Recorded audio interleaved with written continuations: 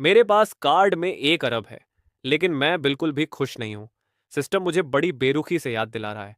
मुझे यह 1 अरब 24 घंटे के भीतर खर्च करना होगा, वरना मैं अपनी किडनी खो दूंगा और सब कुछ बर्बाद हो जाएगा। मेरी हथेलियों में पसीना आ रहा है। मैंने फोन निकाला और कई बार बैलेंस चेक किया। 1 अरब और 5 युआन 5 माह। इंटरफेस ने तो बड़ी विनम्रता से 24 घंटे का टाइमर भी शुरू कर दिया है। मैं 1 सेकंड भी बर्बाद करने की हिम्मत नहीं कर सकता। मैं तुरंत खाड़ी के पास विला जोन की ओर भागा। जैसे ही मैं कार से बाहर निकला, गार्ड ने धमाके के साथ गेट बंद कर दिया। यह अमीरों का इलाका है, बिना निमंत्रण के प्रवेश वर्जित है। उसने बगल में बने विजिटर रजिस्ट्रेशन डेस्क की ओर इशारा भी किया। गार्ड फोन पर खेल रहा था और उसने अनिच्छा से केवल 5 शब्द कहे, मैं एक विला खरीदना चाहता हूं। गार्ड ने मुझे ऊपर से नीचे तक देखा और ऐसे हंसा जैसे उसने कोई जोकर देख लिया हो। तुम कंगाल और विला खरीदोगे? मुझे महीने के 2,300 मिलते हैं और मैं सपने में भी इसके बारे में सोचने की हिम्मत नहीं करता। मेरे दिमाग में सिर्फ उल्टी गिनती चल रही है। मेरे पास तुमसे फालतू बात करने का समय नहीं है। तुम मेरे पैसे खर्च करने में बाधा डाल रहे हो। मुझे यह बिल्कुल पसंद नहीं आएगा। गार्ड हक्का बक्का रह गया। उसने पैसा कमाने के बारे में तो सुना था, लेकिन पहली बार सुना था कि कोई पैसे खर्च करने में बाधा डालने की बात कर रहा है। अगले ही पल वह मुस्कुराया। दोस्त, तुमने लगभग मुझे धोखा दे ही दिया था। तुम ये क्यों नहीं कहते कि तुम्हारे 500 अरब बकाया हैं? मार्केट के सस्ते कपड़े पहने हैं और अमीर होने का नाटक कर रहे हो। हुआ जी का फर्जी मैसेज देखकर खुद को सबसे अमीर समझ लिया। मैं हंसा और फोन उसकी नाक के नीचे कर दिया। ध्यान से गिनो, इसमें कितने जीरो हैं। कार्ड अभी देख भी नहीं पाया था कि वॉकी टॉकी पर अचानक उसके बॉस की आवाज गूंजी। सियाजाओ, अगर यह हुसैन आज फिर यहां हंगामा करे तो उसे तुरंत ब्लैकलिस्ट कर देना। मैनेजमेंट कंपनी के चैट में सब कह रहे हैं कि उसकी पूर्व प्रेमिका अपने नए बॉयफ्रेंड के साथ घर देखने आने वाली है। उसे अंदर मत आने देना ताकि वह अपनी बेइज्जती न कराए। मुझे समझ आया कि एक गरीब के रूप में मेरी साख मैनेजमेंट कंपनी तक पहुंच चुकी है, जिन्होंने पहले ही चेतावनी दे दी थी। उसी समय एक लग्जरी कार गेट पर झटके से रुकी। नीचे किए गए शीशे से एक जानी पहचानी चुभने वाली आवाज आई। यह तो हुसैन है। मैं झटके से मुड़ा। कार में वह बैठी थी जिसने मुझे धोखा दिया था। पैसों की लालची पूर्व प्रेमिका वान होंग और उसका नया बॉयफ्रेंड लित सुन्यू। वान यिनहुंग ने हाथ से अपना मुंह ढका और हंसने लगी। क्या वाकई ये तुम हो? क्या तुम भी खाड़ी के विला क्षेत्र में आने के लायक हो? मैंने अपना गुस्सा दबाया। मैं विला खरीदने आया हूं। क्यों, क्या मैं इसके लायक नहीं हूं? वान यिनहुंग पागलों की तरह हंसने लगी। एक बार फिर से कहो, तुम क्यों आए हो? मैंने सुना नहीं। ज्यून, तुमने सुना? मेरा बेकार पूर्व प्रेमी कह रहा है कि वह विला खरीदने आया है। लित्सुन ज्यून ने हिकारत से मुस्कुराते हुए कहा। कितना अच्छा इत्तेफाक है। हम भी विला खरीदने आए हैं। चलो हुसैन, कार में बैठो। हुसैन, क्या तुम अभी भी कार में बैठने की हिम्मत करते हो? क्या तुम्हें डर नहीं लगता कि मेरे बॉयफ्रेंड की नई कार गंदी हो जाएगी?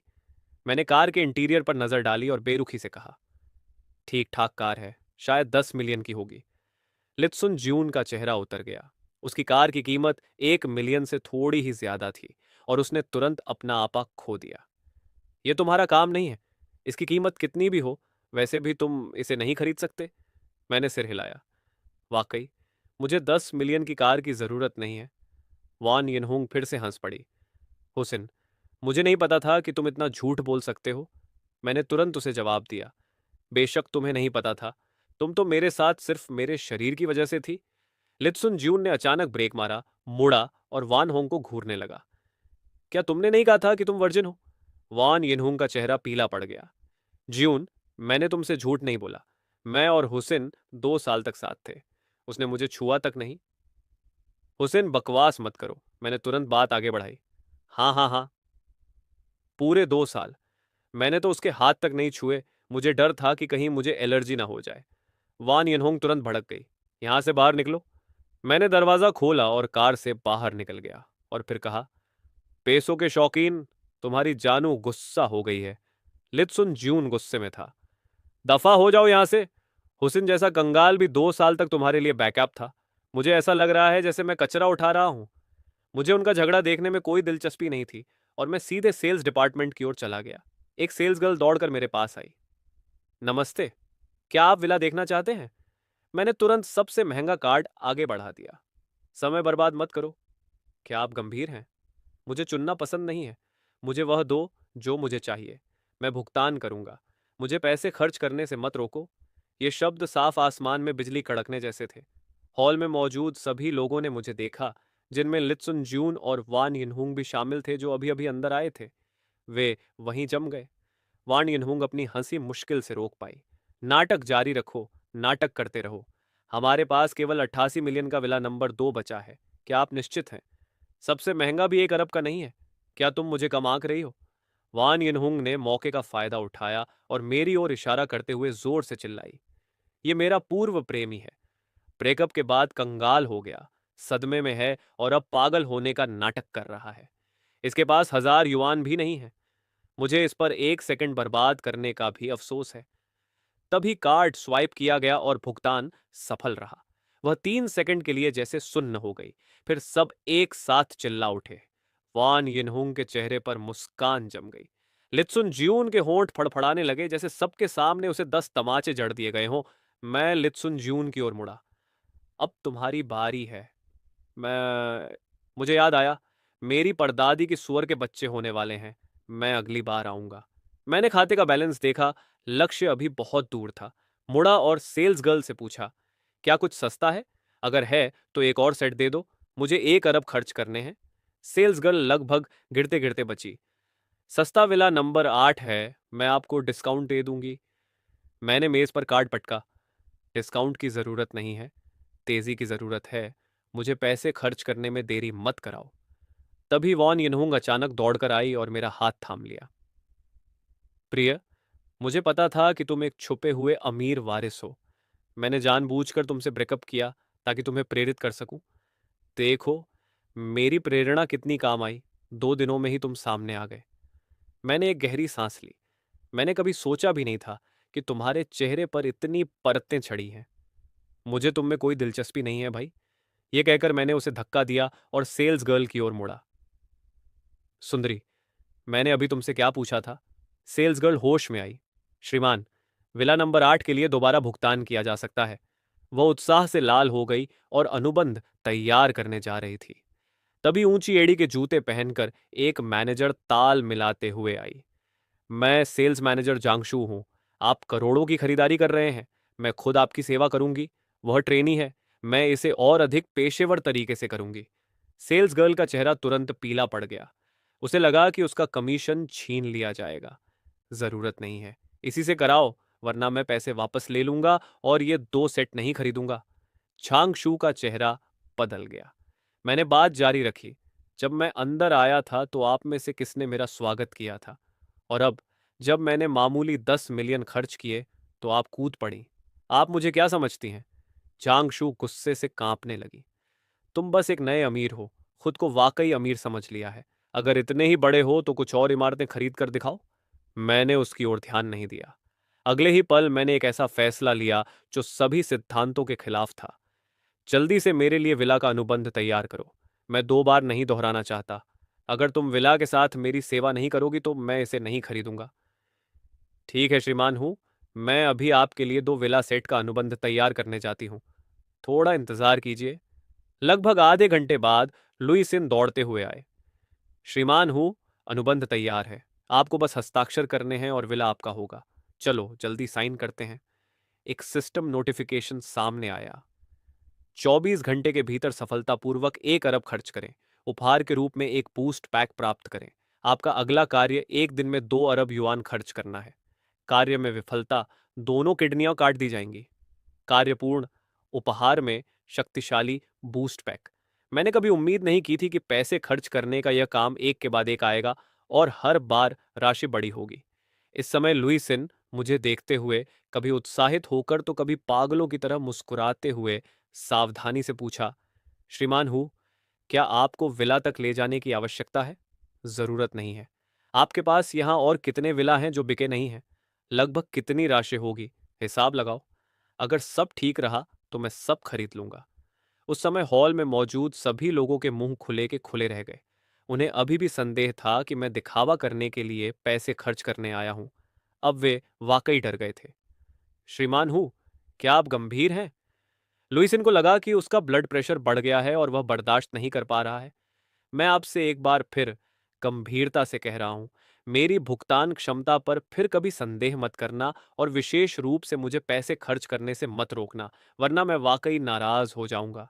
हमारे पास अभी भी बहुत से विला नहीं बिके हैं। आप यहां क्यों खड़े हैं? मुझे परवाह नहीं कि आपके पास कितने हैं। जल्दी जाइए और हिसाब लगाइए।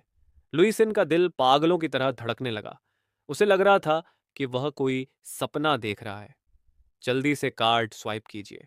उसे विश्वास नहीं था कि मैं वास्तव में 1 और अरब जुटा पाऊंगा। भले ही मैं जुटा लूं, केवल एक पागल ही एक साथ इतने सारे विला खरीद सकता है। लियू येसिन ने तुरंत कार्रवाई शुरू कर दी।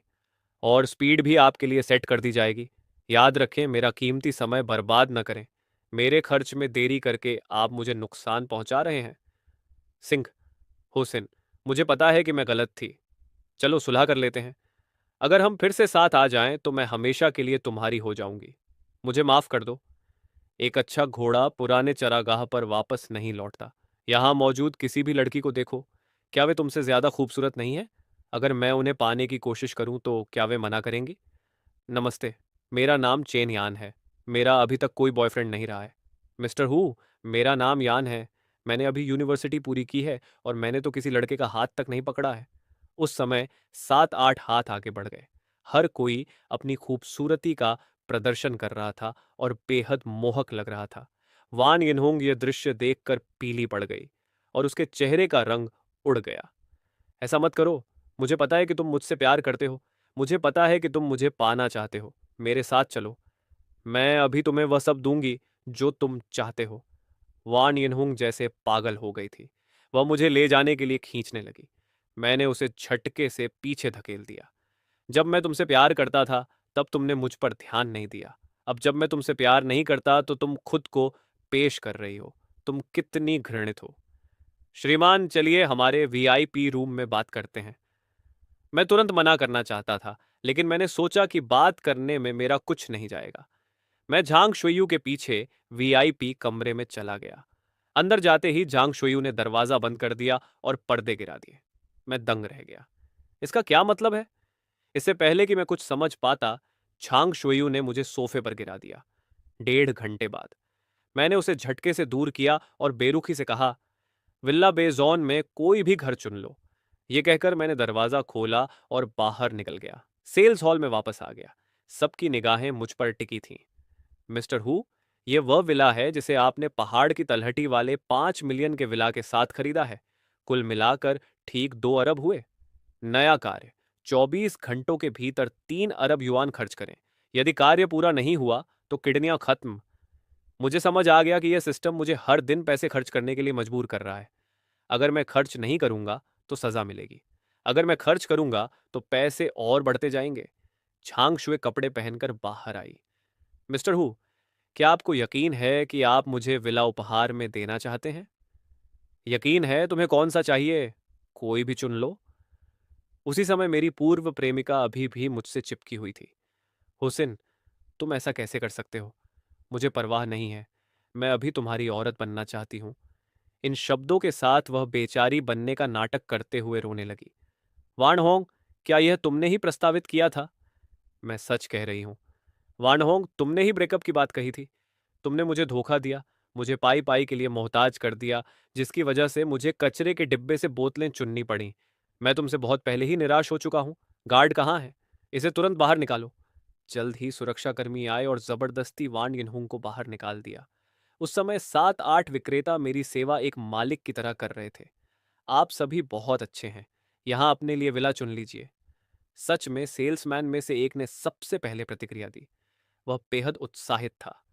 बिल्कुल सच है, मैं कभी मजाक नहीं करता। लगभग 1 घंटे बाद मैंने बाकी बिक्री अनुबंधों पर हस्ताक्षर किए।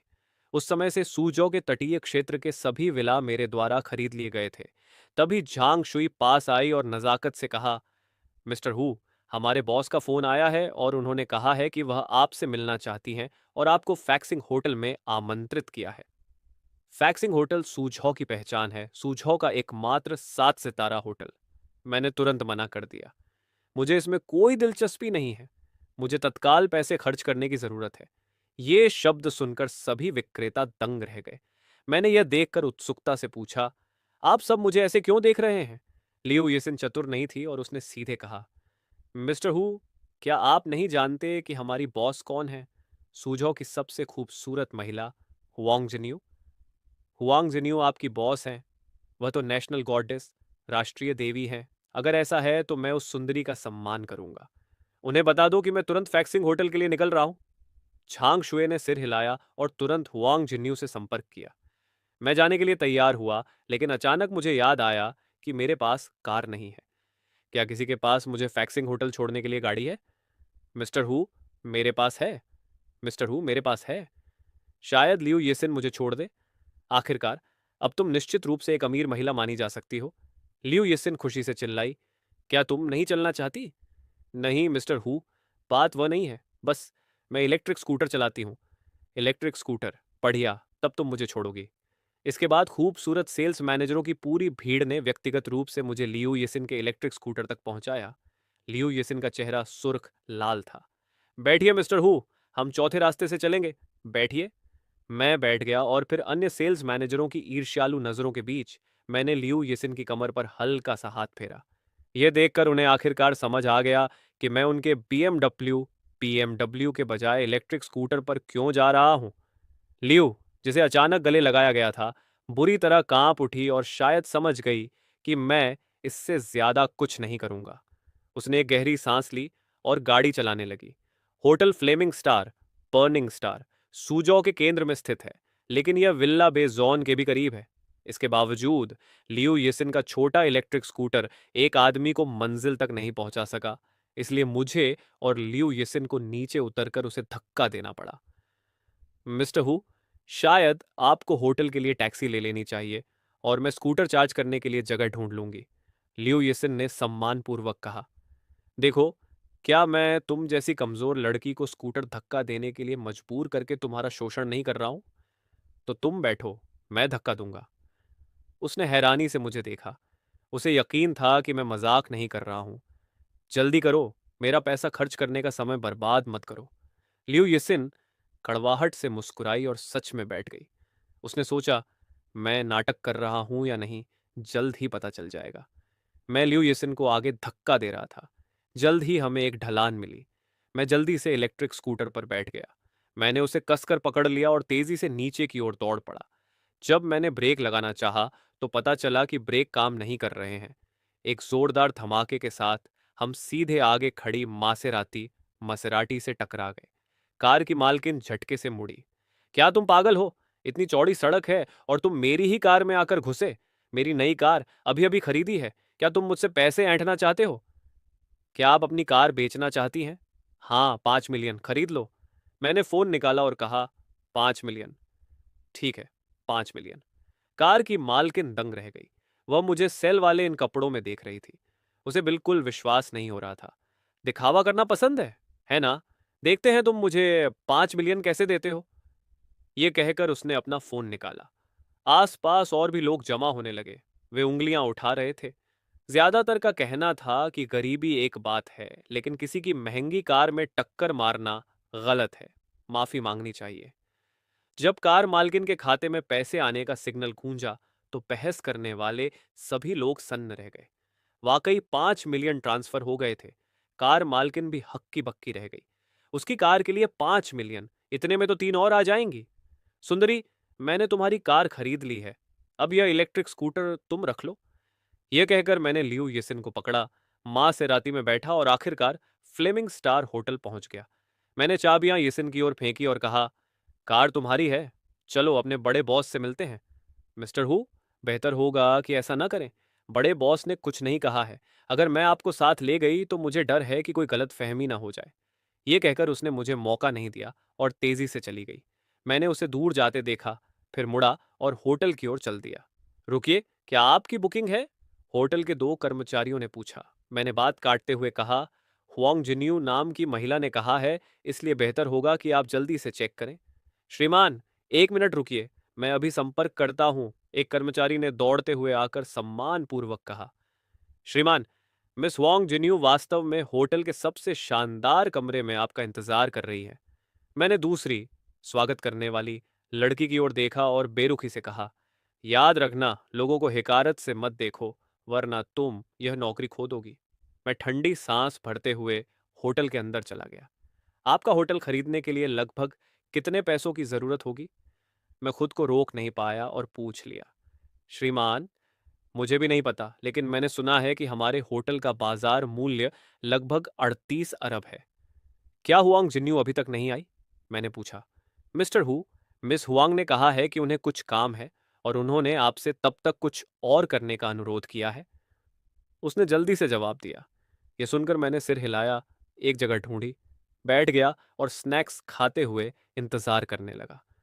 आधा घंटा जल्दी बीत गया। मिस हुआंग अभी तक नहीं आई? मैंने थोड़े अधीर होकर पूछा।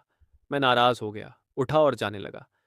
मिस हुआंग जल्द ही आती होंगी। हुआंग जिन्यू से कह देना कि अगर उसके पास समय न हो तो वह मेरे साथ अपॉइंटमेंट न रखे। वह मेरा पैसा खर्च करने का समय बर्बाद कर रही है। ये कहकर मैं गुस्से में चला गया। वह स्वागत करने वाली लड़की शायद मेरी बातों से छिपकर रो रही है। महिलाएं हमेशा पुरुषों के पैसा खर्च करने की गति को प्रभावित करती हैं। मुझे पैसा मजे से खर्च करने के लिए कोई जगह ढूंढनी होगी। मेरे जाने के तुरंत बाद एक लंबी और बेदाग सुंदरी दो अंगरक्षकों के साथ होटल पहुंची। मैनेजर खुद प्रवेश द्वार पर उसका इंतजार कर रहा था। उस सुंदरी को देखकर वह उसकी ओर लपका। मिस हुआंग, हम माफी चाहते हैं। मिस्टर हु, जिनका आपको स्वागत करना था, 1 घंटे के इंतजार के बाद गुस्से में चले गए। यह सुनकर हुआंग जिन्यू दंग रह गई। उसने बहुत कम ही खुद अपॉइंटमेंट तय किए थे और बिना किसी संदेह के हर कोई धैर्य और उत्साह के साथ उसके आने का इंतजार करता था। उसने और क्या कहा? हुआंग जिन्यू ने पूछा। मिस्टर हु ने यह भी कहा, यदि आप व्यस्त हैं तो पैसा खर्च करने का उनका समय बर्बाद न करें। क्या आपको यकीन है कि उसने इसका उल्टा नहीं कहा? मिस वांग, ये मिस्टर हु ने खुद कहा था।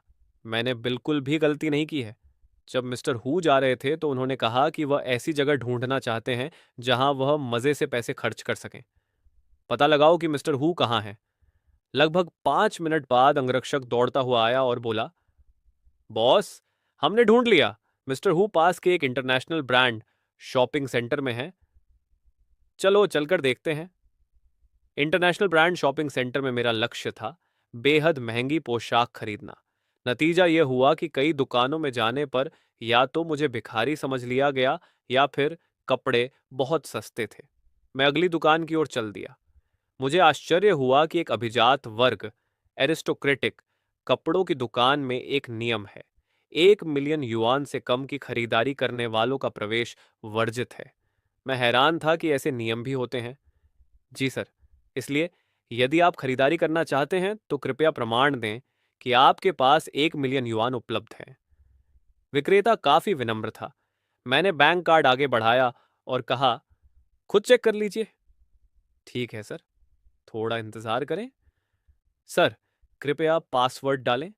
1 2 3 4 6। यह सुनकर सेल्समैन की आंखों में तिरस्कार झलकने लगा। उसने ऐसे बहुत से लोग देखे थे। आमतौर पर अगर ऐसे लोगों के पास 1 मिलियन भी होते हैं तो वे निश्चित रूप से असली अमीर नहीं होते।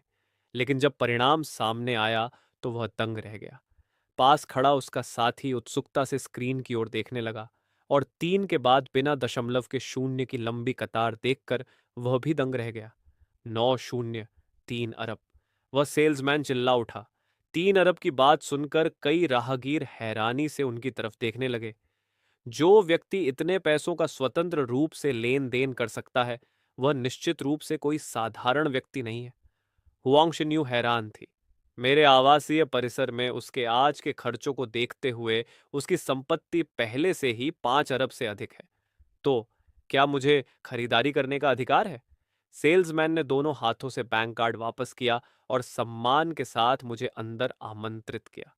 सर, आप कपड़ों का कौन सा मॉडल खरीदना चाहते हैं? सेल्समैन ने बड़ी उत्सुकता से पूछा और गर्मागर्म चाय का कप आगे बढ़ाया। सबसे महंगा। याद रखें, मैं पैसे खर्च करने आया हूं। सर, यह सूट हमारा मुख्य गौरव है। इसे बेहतरीन डिजाइनरों द्वारा बनाया गया है। मैंने उसे बीच में ही टोक दिया। सीधे कीमत बताओ। याद रखो, मेरा समय पैसों पर बर्बाद मत करो। दुकान के लोग मेरी बातों से हैरान थे। हाँ, इस पूरे सूट की कीमत 38 मिलियन युआन है। इतना अच्छा सूट सिर्फ 38 मिलियन का। मैं थोड़ा असंतुष्ट था। मेरे लिए सबसे अच्छा सामान चुनो, मौजों की एक जोड़ी तक। मुझे सबसे अच्छा चाहिए सर। क्या आप निश्चित हैं? मैं निश्चित हूं और मुझे कोई संदेह नहीं है। मेरे लिए सब कुछ 3 अरब के मानक के हिसाब से चुनो। हॉल में शोर मच गया। अत्यधिक सदमे की स्थिति। 2 अरब का सूट। ये किस तरह का सेट है? सेल्समैन का चेहरा डर से पीला पड़ गया। सर, हमारे पास सबसे अच्छा सेट है।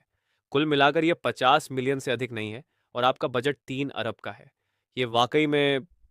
उसी समय मैनेजर बाहर आया और बड़े उत्साह के साथ बोला, ये सज्जन याऊ हाओ हैं, अभिजात वर्ग के कपड़ों की दुकान के मैनेजर। मैंने आपका अनुरोध सुना है। हमारे पास वास्तव में एक सूट है जिसकी कीमत बहुत अधिक है, लेकिन वह सूझाव में नहीं है। उसे दूसरे शहर से लाना होगा। फालतू बातें मत करो। मैं बहुत अधीर था। मैनेजर ने बस इतना कहा, सर, इस सूट की कीमत 300 मिलियन है। 300 मिलियन? बुरा नहीं है। मुझे ऐसे 9 सेट दे दो। मैंने संतुष्टि के साथ कहा। मैनेजर सन्न रह गया।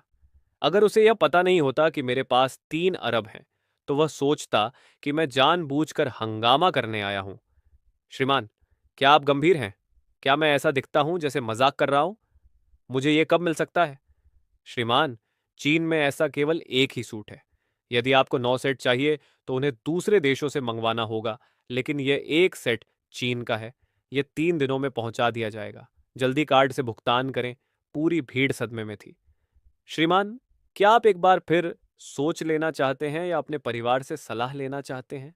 मैनेजर ने गहरी सांस ली और कहा, मैं कह रहा हूं, कार्ड से भुगतान करो। क्या तुम समझते हो, मेरा काम पैसे खर्च करना है, बस सारे पैसे जल्दी खर्च करना है।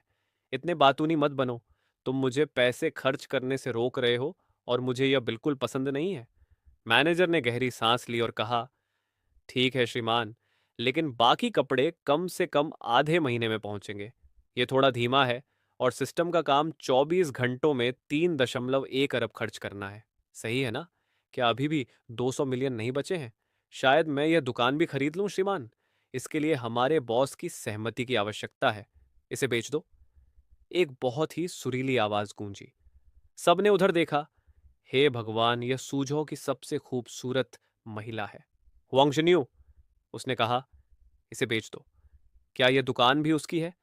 मैं अपने सपनों की देवी को करीब से देख रहा था और मेरी सांसें तेज हो गईं। हुआंग शिन्यू मेरे पास आई।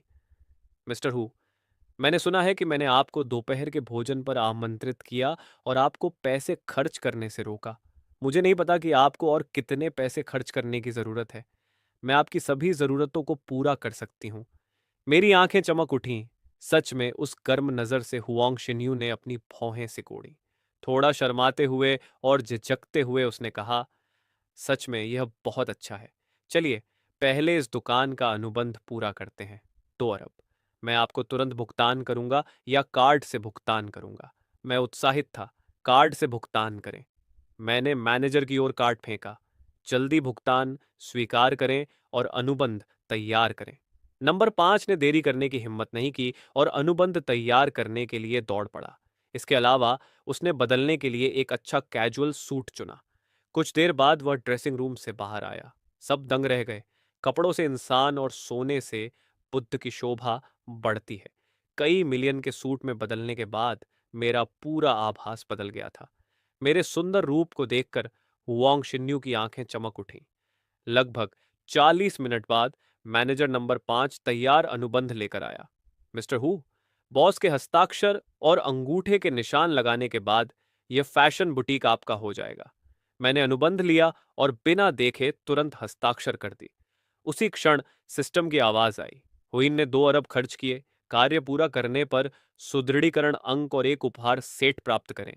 नया कार्य 24 घंटे में 5 अरब खर्च करना। कार्य में विफल रहने की स्थिति में आप अपना हाथ खो देंगे। होस्ट को सुदृढ़ीकरण अंक का उपहार सेट खोलने पर बधाई। तुरंत 20 + 120 सुदृढ़ीकरण अंक प्राप्त करें। इनाम के रूप में 72 सुदृढ़ीकरण अंक प्राप्त करें। अंत में आपके पास 134 सुदृढ़ीकरण अंक हैं। 100 से अधिक सुदृढ़ीकरण अंकों को देखकर मैं बहुत अच्छे मूड में था और खुद को मजबूत करने की जल्दी में नहीं था। इसके बजाय मैंने हुआंग शिन्यू की ओर देखा और कहा, महाप्रबंधक हुआंग, मुझे लगता है कि हमारी डेट है ना?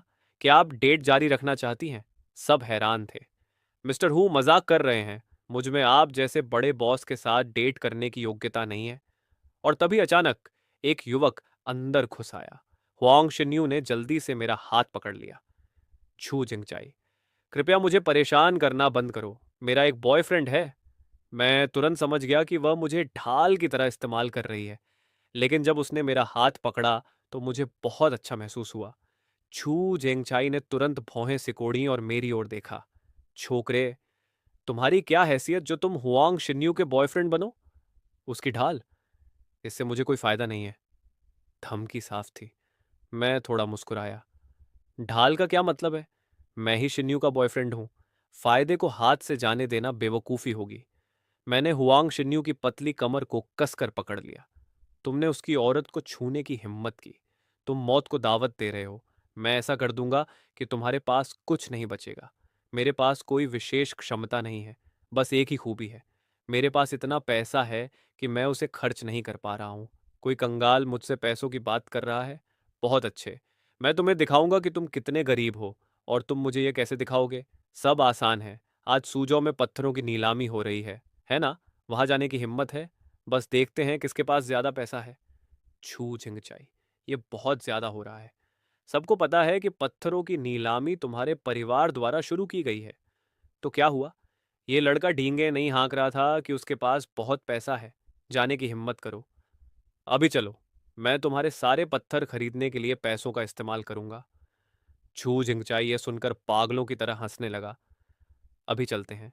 मैं तुम्हारे सब कुछ खरीदने का इंतजार कर रहा हूं। हुआंग शिन्यू ने अपना सिर हिलाया। मुझे विश्वास नहीं हो रहा कि तुम बहक गए। क्या तुम जानते हो कि झू परिवार के जुआ व्यवसाय का बाजार मूल्य 50 अरब तक पहुंच जाता है? 50 अरब? तब मुझे बहुत दिलचस्पी है।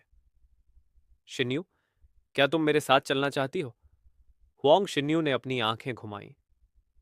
चलो, साथ चलते हैं। उम्मीद है कि तुम थोड़ी देर बाद रोओगे नहीं। झू जिंगजाई ठंडी मुस्कान के साथ हंसा। हुआंग शिन्यू को रोने का मौका नहीं मिलेगा, क्योंकि वह बेहोशी की हालत में होगा। पलक झपकते ही हम झू ग्रुप के पत्थर बाजार पहुंच गए। यहाँ एक पूरी खदान है, और दुनिया भर के पत्थर भी। अगर आपकी आंखें पारखी हैं तो आप गोभी के भाव में खजाना खरीद सकते हैं। क्या तुम मेरी सारी संपत्ति नहीं खरीदने वाले थे? चलो, मैं तुम्हारे मेरी सारी संपत्ति खरीदने का इंतजार कर रहा हूं। झू झिंगचाई चेहरे पर एक दुष्ट मुस्कान के साथ गर्व से पीछे झुक गया। मैं हुक्सिन हमेशा वही करता हूं जो मैं कहता हूं। मुझे यहाँ की सबसे महंगी सामग्री वाले क्षेत्र में ले चलो। मेरे साथ आओ। हुक्सिन, जल्दी मत करो। तुम झू परिवार के जुआ बाजार में जितना ज्यादा खर्च करोगे, झू परिवार को उतना ही ज्यादा पैसा मिलेगा। कोई बात नहीं, मेरे पास पर्याप्त पैसा है। जल्द ही हम विशिष्ट क्षेत्र, एलीट जोन में दाखिल हुए। चलो, यहाँ सामग्री का सबसे सस्ता टुकड़ा 50 मिलियन का है। सबसे महंगा तुम्हें डरा कर मार सकता है। मैं तुरंत खुश हो गया और जल्दी से इधर उधर देखने लगा। और वास्तव में एक हथेली के आकार के टुकड़े की कीमत 80 मिलियन है। आगे सामग्री का एक विशाल टुकड़ा था जिसने मेरा ध्यान खींचा। सामग्री की सतह पूरी तरह से पारदर्शी थी, जो एक असाधारण एहसास दे रही थी। करीब जाने पर मैंने कीमत देखी। अंतिम कीमत 50 अरब। क्या यह बिल्कुल सही नहीं है? झू जेंगचाई ने कहा। 50 अरब? मुझे यह सामग्री का टुकड़ा नहीं चाहिए। अगले ही पल बैंक कार्ड पकड़े हुए झू किंगचाई तुरंत जम गया। सामग्री को देख रहे आसपास के लोग भी रुक गए और अगले ही पल देखने लगे। लड़के, क्या तुम्हें यकीन है कि तुम्हारे कार्ड में 50 अरब हैं? झू झिंगचाई को बहुत संदेह था। हालांकि मैंने अच्छे कपड़े पहने थे, लेकिन 50 अरब कोई छोटी रकम नहीं है। उसने शुरू में सोचा था कि वह मुझसे कुछ दसियों मिलियन ठग लेगा और मुझे दर्द होगा। उसे उम्मीद नहीं थी कि सीधे 50 अरब की बात होगी। क्या आप बेचने से डर रहे हैं? मैंने तिरस्कार पूर्वक पूछा। ऐसा है, ऐसी कोई चीज नहीं है जिसे हमारा बाजार बेचने की हिम्मत न करे।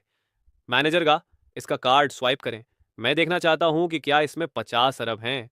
एक अधेड़ उम्र का आदमी हाथ में पीओएस टर्मिनल लिए जल्दी से पास आया।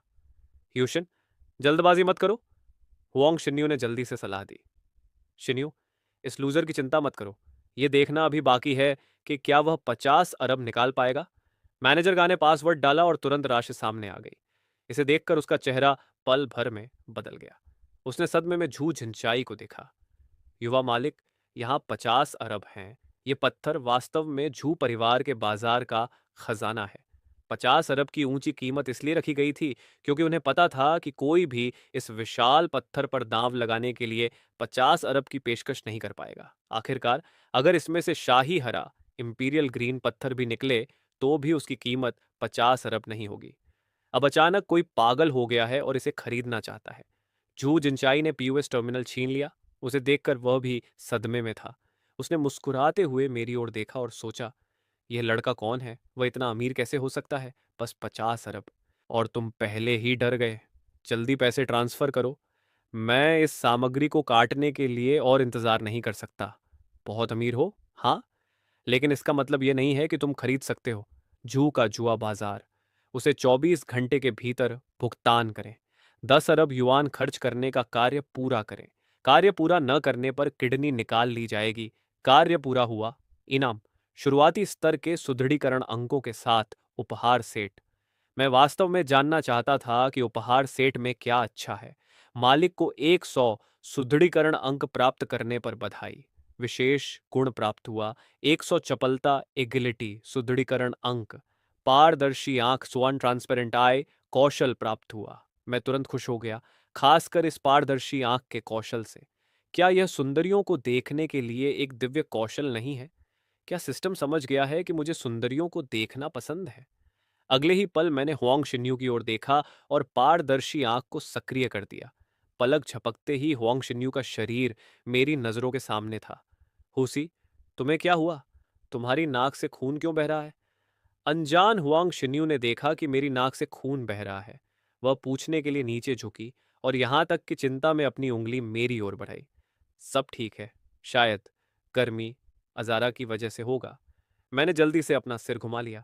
जब मैं पारदर्शी आंख को बंद करने ही वाला था, मेरी नजर अचानक 50 अरब की उस विशाल चट्टान पर पड़ी और मैंने देखा कि शाही हरे इंपीरियल ग्रीन रंग के कोर के अंदर का हिस्सा वास्तव में खून जैसा लाल है। मैं कांप उठा। हालांकि मैं जेड नेफ्राइट के बारे में ज्यादा नहीं जानता, लेकिन मैं इतना जानता हूं कि इसके अंदर का खूनी जेड एक अत्यंत दुर्लभ और कीमती पत्थर है। यह सिर्फ खूनी जेड नहीं है, बल्कि असली खून की तरह पारदर्शी, दुनिया के 10 सबसे बेहतरीन खूनी जेड में से एक है। यह पत्थर एक प्राचीन देवता की खूनी आंख है जो जेड पर गिरने के बाद उसमें बदल गई थी। इसलिए इस खूनी जेड की कीमत को अब पैसों में नहीं आंका जा सकता। बेशक मैं पक्का नहीं कह सकता कि यह वही खूनी आंख है, लेकिन जोखिम लेना बनता है। आप इस जेड के साथ क्या करने की योजना बना रहे हैं? बाकी सभी लोग मेरी ओर देख रहे हैं और इंतजार कर रहे हैं कि मैं इसे अभी काट दूं। बाहर से देखने पर यह सिर्फ शाही हरे जेड की एक विशाल चट्टान है। हर कोई जानने को उत्सुक है कि इसके अंदर क्या है। शायद वहां सिर्फ कूड़ा हो। यह पत्थर दिखने में बुरा नहीं है। इसके अंदर जो भी हो, बाहर से यह बहुत खूबसूरत है। मैं इसे खरीदने वाला हूं और इसे अपने कमल के तालाब लोटस पॉन्ड में रखूंगा। इतनी बड़ी रकम देकर खरीदी गई इस चट्टान को मैं बस अपने तालाब में सजाने के लिए रखना चाहता हूं। मैंने इस चट्टान को तुरंत काटने में जल्दबाजी नहीं की और अन्य पत्थरों की जांच की। पारदर्शी आंख के कारण मुझे सामग्री चुनने में खुद पर पूरा भरोसा है। ये चट्टान 1 अरब की है। मैं इसे लेता हूं, और 3 अरब वाली ये भी, और 80 मिलियन वाली ये भी। मैं बस खरीदता ही जा रहा हूं। इस बाजार के सभी लोग मेरे पीछे चलने वाले बन गए। जल्द ही मैंने पूरे मैदान से 300 से अधिक चट्टानें चुन ली। खैर, इतना काफी है, मैंने संतुष्ट होकर कहा।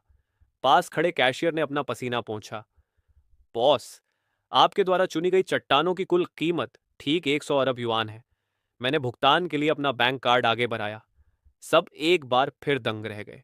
अनगिनत लोग जो मेरे सामने खुद को अमीर समझते थे, अब शर्मिंदा महसूस कर रहे थे। 50 अरब खर्च करते हुए पलक तक नहीं झपकाई। एक बार में 100 अरब खर्च कर दिए और फिर भी इतना शांत। अगर मेरा अपना बैंक भी होता तो भी मैं इतना पागलपन नहीं दिखाता। बाकी लोग तो कीमत कम करने के लिए मोल भाव करते हैं, है ना? झू जिनचाई ने अपना पसीना पोंछा। वह भी मेरी आर्थिक ताकत से डर गया था। तुम इस लड़के को कहां से लाए? उसने हमें बहुत बड़ा सरप्राइज दिया है। तभी झू जिनचाई को समझ आया, इससे क्या फर्क पड़ता है कि उसके पास कितना पैसा है? वैसे भी वह बस हमें फायदा सरप्राइज पहुंचा रहा है। जू जिनचाई चुप रहा, लेकिन मन ही मन कुछ सोच रहा था। सच तो यह है कि यह हाथे के पीछे एक खदान है, जहां से यह विशाल शाही हरा जेड निकाला गया था। वहां बहुत सारे खजाने हैं। अगर तुम्हारे पास पैसा है तो उसे खरीद लो। छू जिनचाई मूर्ख नहीं है। हाल ही में उसने अपने दादा से सुना था कि खदान बंद होने वाली है। वह अब बस एक खंडहर है, और आज ही मुझे पैसों वाला ऐसा मूर्ख मिल गया। शायद अभी भी कुछ और कमाई हो जाए। ये सुनकर कि वह विशाल चट्टान जो खूनी जेड़ हो सकती है, अहाते के पीछे की खदान से निकाली गई थी, मैं वास्तव में उत्साहित हो गया। चू जिनचाई चुप रहा, लेकिन मन ही मन सोच रहा था, वैसे भी सिस्टम मुझे पैसे खर्च करने के लिए मजबूर कर रहा है। पहले इन चट्टानों का भुगतान करें, फिर हम अगले सौदे के बारे में बात करेंगे। मुझे सब कुछ धीरे धीरे करना पसंद है। जल्दी इसके साथ हिसाब करो। चू जिनचाई ने उत्साहित होकर मैनेजर का को धक्का दिया। मैनेजर गा ने कांपते हाथों से बिल बनाया। हुआंग शिन्यू पास आई, लेकिन उसने ये नहीं पूछा कि मैं क्या करने जा रहा हूं। मैंने उसे नहीं बताया कि बात क्या है, बस थोड़ा मुस्कुराया और फिर बिना पलक झपकाए 100 अरब का भुगतान कर दिया। छू जिनचाई भुगतान की पुष्टि देखकर सन्न रह गया। ये असली 100 अरब थे। यहां तक कि पास खड़ी हुआंग शिन्यू भी इतनी डर गई कि उसकी बोलती बंद हो गई। मैंने ये चट्टानें पहले ही खरीद ली हैं। अब आपकी खदान के बारे में बात करते हैं। क्या आपने नहीं कहा था कि आप चाहते हैं कि मैं इसे खरीद कर बर्बाद हो जाऊं? अपनी कीमत बताओ। चूंकि तुम मरना ही चाहते हो, तो मैं तुम्हारी मदद करूंगा। छू जिनचाई मन ही मन हंसा। ये खदान बहुत पहले ही खाली हो चुकी है। विशेषज्ञों ने कहा है कि वहां सिर्फ बेकार पत्थर बचे हैं। मैं बस इसे न बेच पाने की चिंता में था, और यह मूर्ख खुद चलकर आ गया। हुसी, अगर तुम पूरी खदान खरीदना चाहते हो तो मुझे बेचने में कोई आपत्ति नहीं है। कुल मिलाकर 400 अरब। यह आंकड़ा सुनकर आसपास के सभी लोग दंग रह गए। एक छोड़ी हुई खदान के लिए 400 अरब! ये तो झू जिंचाई की सरासर लूट है। होसी, उसकी बात मत सुनो। ये खदान बिल्कुल बेकार है। हुआंग शिन्यू ने घबराकर मेरा हाथ खींचा। उसे डर था कि मैं कोई बड़ी बेवकूफ़ी कर रहा हूं। लेकिन मेरे पास पारदर्शी आंखें हैं, और मैंने पहले ही इसे गहराई से देख लिया था। इस तथाकथित बेकार खदान के नीचे एक लाल रंग की आभा और छिपी थी, जो सैकड़ों मील तक फैली हुई थी। यह पौराणिक ड्रैगन ब्लड फेदर है, जिसकी कीमत इस विशाल खजाने की तुलना में 1 ट्रिलियन से भी ज्यादा है। 400 अरब तो इसके सामने मामूली कीमत है। ठीक है, 400 अरब। जू जिनचाई उत्साह से कांप उठा। उसे डर था कि कहीं मैं मन न बदल लूं। उसने जल्दी से कॉन्ट्रैक्ट तैयार करने, हस्ताक्षर करने और एक बार में पैसे ट्रांसफर करने का आदेश दिया। 400 अरब आते देखकर छू झिंचाई आखिरकार खुद को रोक नहीं पाया और हंसते हुए बोला, हुसी, हुसी, मैंने सोचा था कि तुम बहुत चालाक हो, लेकिन तुम तो पूरे मूर्ख निकले। मैं तुम्हें बता रहा हूं, पीछे के अहाते में सिर्फ पत्थर हैं। अब अपनी इस खदान के साथ बैठे रहो और रोते रहो। इन 400 अरब के साथ झू परिवार विदेश में 100 इमारतें खरीद सकता है।